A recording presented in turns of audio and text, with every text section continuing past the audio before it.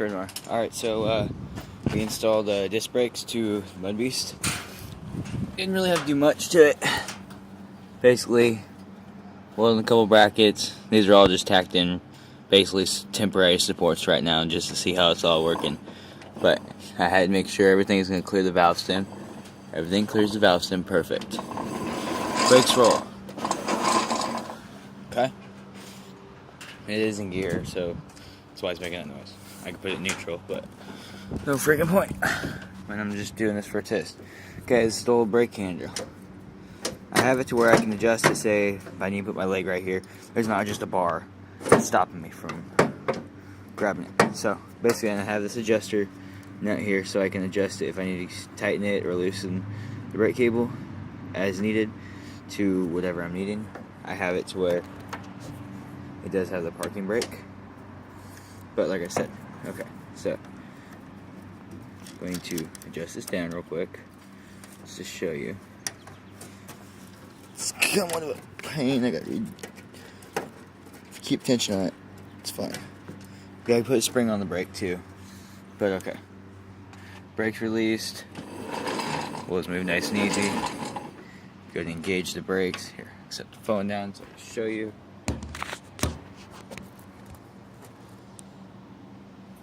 Move nice and easy. Go ahead and engage the brakes.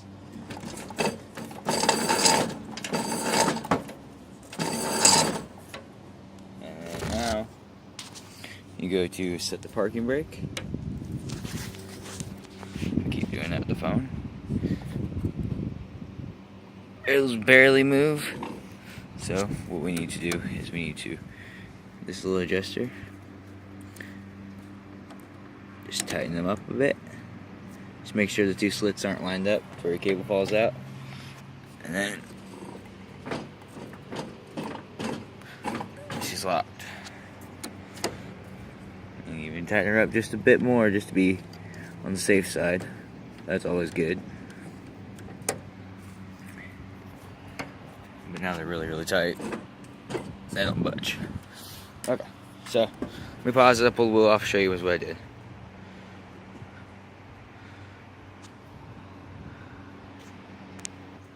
Alright, we're back. Okay, so basically last night I was sitting there trying to, like I said, these brackets are temporary, well attacked right this second.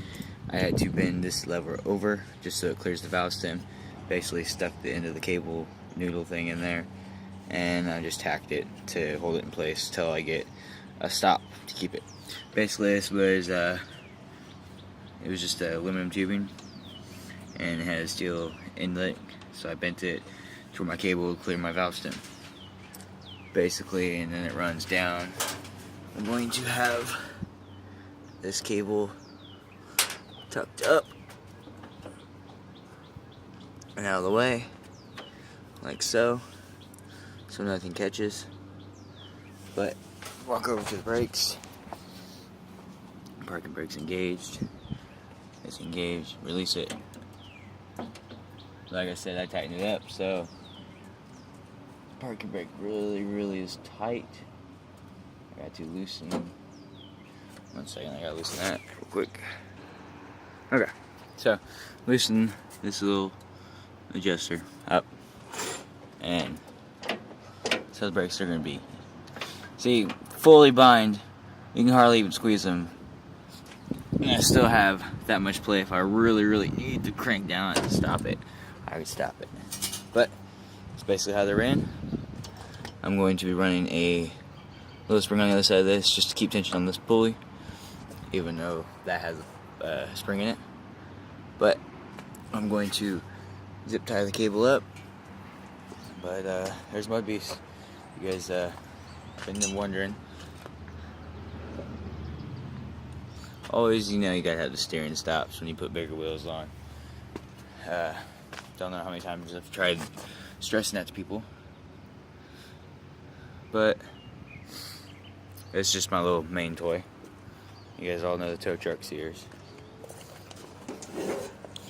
Yes, I did get a Cub Cadet 13 horsepower overhead valve cord command to fit. What I had to do was extend the motor forward and actually tilt it down just a tad, because it was not going to clear. So basically I just made a motor mount plate, extended it out, and there's that. So alright, and I'm going to be doing a review on the 90 amp wire welder.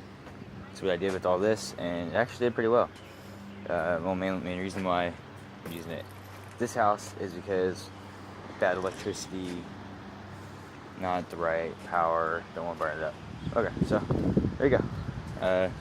There's that. Brakes. Let me know what you guys think.